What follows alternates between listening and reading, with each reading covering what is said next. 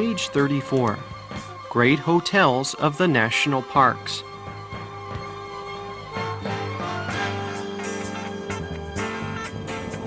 They grace America's preserved wildlands like the most welcoming of homes. Commodious and sheltering, each year they give millions of visitors a congenial place to dine and to sleep, or simply to sit and watch the views in places few would ever see otherwise. In fact, many of them were built at the turn of the century to generate public support for the national park system. National Historic Landmarks all, these stately hotels are as carefully preserved as the parks themselves. Built decades ago with near-forgotten craftsmanship from the rock and timber that surround them, they immortalize an earlier harmony between human ingenuity and the natural world. It's a delight to see the way a creative carpenter fashioned a twisted tree limb into an ornate support post, or how a mason meticulously matched the grain in stone to assemble a 4-story chimney. Of course, modern amenities have been added, such as central heating and private baths, but the floorboards still creak, the fires still snap in great fireplaces, and it's quite possible that a bear or bison, coyote or elk might walk by your bedroom window. You are, after all, sleeping in unsettled territory, and the point of these grand old hotels, Yosemite's Ahwahnee, Many Glacier in Glacier, Yellowstone's Old Faithful Inn, and El Tovar in Grand Canyon, is to give you a good home base while you enjoy all that our wonderful national parks have to offer. The Ahwahnee Hotel. When snow whitens its rooftops and the trees around it fill with icy lace, the Ahwahnee Hotel looks most like what it is, a stunning monument to environmentally sensitive architecture. Its asymmetrical rock columns and varied levels give it a natural terraced look, like a miniature mountain range. Even the exterior siding, concrete to resist fire, is stained to look like redwood. But the genius in the Ahwahnee's design really hits you when you walk inside. Everywhere are tributes to Native American art. A colorful fusion of basket designs brightens the fireplace in the elevator lobby.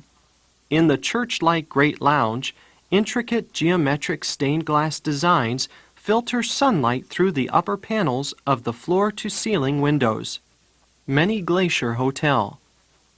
After a 4-hour drive across the soaring heart of Glacier National Park, then a 10-mile crawl down a gravel road that had me convinced I'd taken a wrong turn, the sudden appearance of Many Glacier Hotel made me giddy.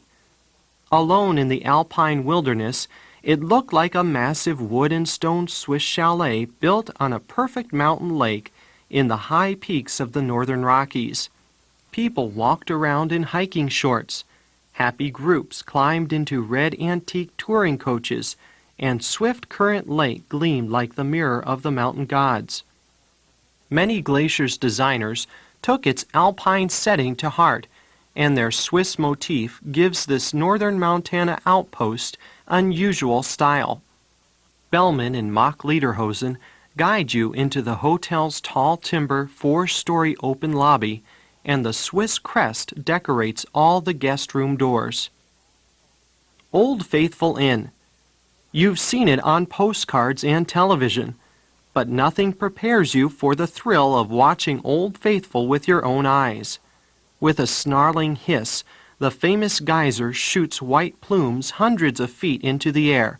That vaporous vision appeared regularly in the window of my handsome geyser-side suite. While a hellish landscape of other mighty geysers and mud pots sputters and gurgles all around, the Old Faithful Inn remains serene. Big as a mountain, its soaring 76-foot-high lobby recreates the peace of a pine forest, the gift of the inn's architect, a 29-year-old Ohio designer named Robert C. Reamer. Reamer let Yellowstone's wild environment guide him in developing an inventive style to celebrate natural form. He and his crew harvested lodgepole pine from surrounding forests and quarried hundreds of tons of volcanic rock for the inn's massive fireplace and chimney.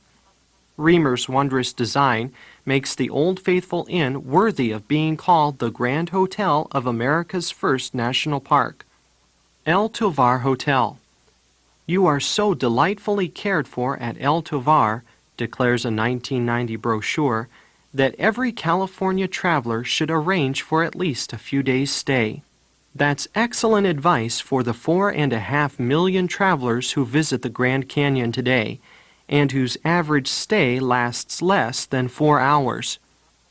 El Tovar's famous hospitality is the legacy of Fred Harvey, a fastidious Englishman whose Harvey House hotels and restaurants along the Santa Fe line from Kansas to California offered patrons Irish linen, English silver, French china, attentive service, and excellent cuisine. When the company opened the El Tovar Hotel in 1905, it brought civilized luxury to the Grand Canyon. Amenities notwithstanding, El Tovar, designed to complement its glorious setting, was built entirely of native boulders and Oregon pine. The dark-stained varnished interior logs and the big stone fireplace give the wide lobby the feeling of a handsome rustic den, and the pale colors and open design of the mezzanine lounge make afternoon tea there an elegant affair. El Tovar offers gastronomic delights as well. Executive chef Esteban Colon specializes in southwestern cuisine, and every meal is wonderful. This is a hotel where the cuisine does the scenery justice. Vocabulary focus: commodious, congenial, ingenuity, meticulously, asymmetrical, fusion, giddy, sputter, gurgle, fastidious, rustic, gastronomic. More information: Lederhosen, geyser, mezzanine.